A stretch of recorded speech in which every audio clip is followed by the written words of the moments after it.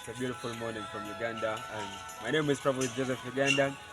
The fact is, someone like commenting on my video, telling me that I should tell you guys about my life, how did I come to find Madam, how did Madam become my boss.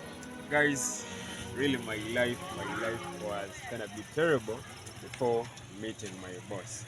Guess what? I worked as a volunteer in a national park, one of the parks in Uganda. That was called the Semliki National Park. That was in my district. I think I worked there for almost like 3 years as a volunteer. Imagine working for 3 years minus even giving you a single coin. Do you know how it feels? I was just only depending on the tips that I could get from the tourists or from our clients who could come and visit the national park. But now then, before that, I had big dreams, by the way. Like I had a dream of being a journalist. That was my first dream, and I had a dream of becoming a professional doctor.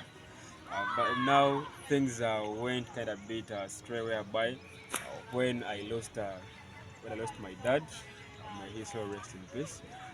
Things actually were kind of been trying to be challenging, whereby he was the one supporting me in terms of paying my school fees.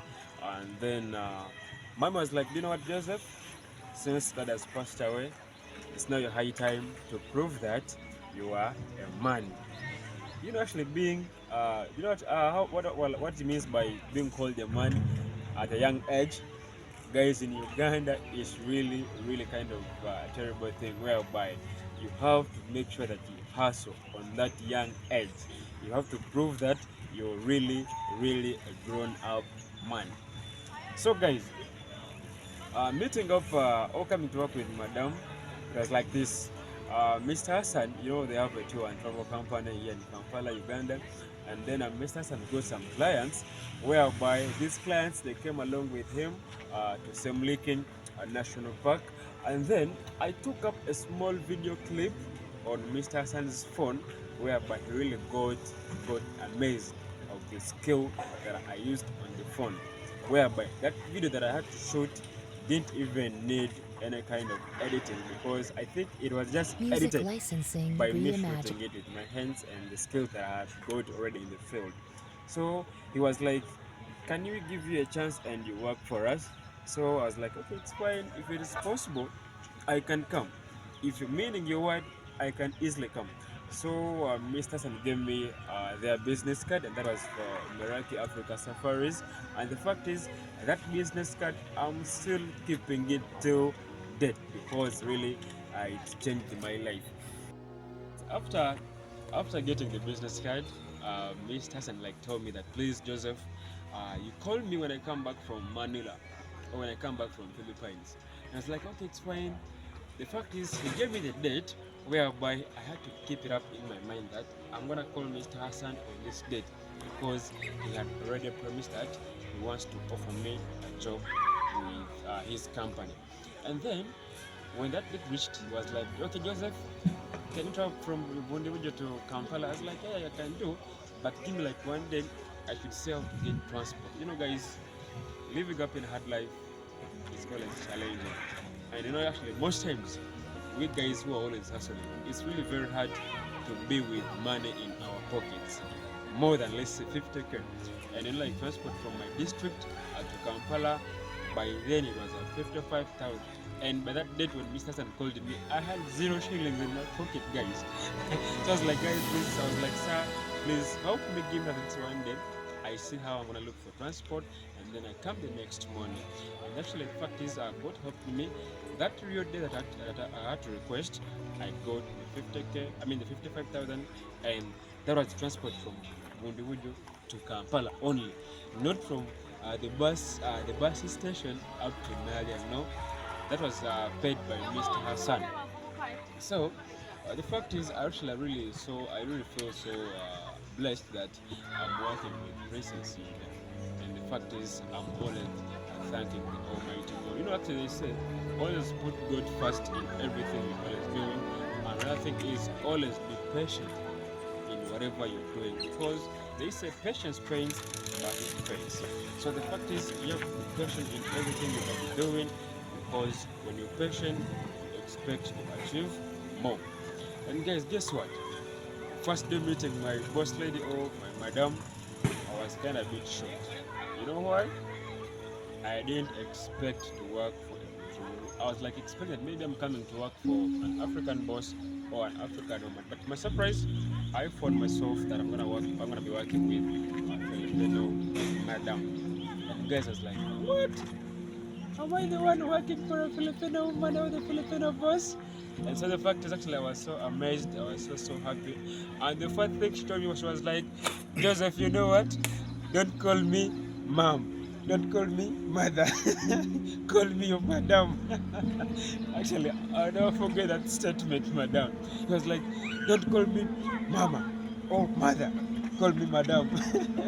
So guys, I was like, okay, he said madam, I'm gonna be calling you madam all the time until then I still call her madam. But in my heart, I'm still like keeping it as I must hope that she's my mother. I guess I mean in my mind and in my head. You know, actually in our African culture, like in Africa, when you see any woman who is of that age of your man, you have to call that mom. You have to call that woman man because she bears children like you. You get it?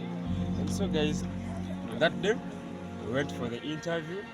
Guess what the interview was? It was just only shooting.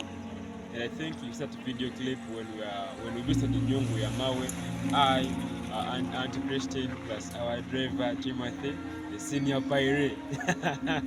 Always on the wheel, guys. So don't forget to check up on his YouTube channel by the last born Uganda. The African. Yeah, the Africa, yeah. Last born Uganda, the Africa. So guys, the first day, Madam actually loved what I did to her, like those shooting skills. She was so amazing. And she was like, oh, you know what? I'm gonna offer you a job. So Mr. Son was like, okay, Joseph, can you come and meet us at home? We want to ask you something. We had to meet Mr. Hassan. He was like, how much do you want me to pay you? You know what, guys?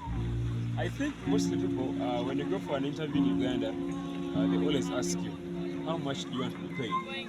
But mostly, I was advised by my former bosses that when you ask such a question, you have to say, you pay me any amount depending on the job that I've been doing and depending on the appreciation.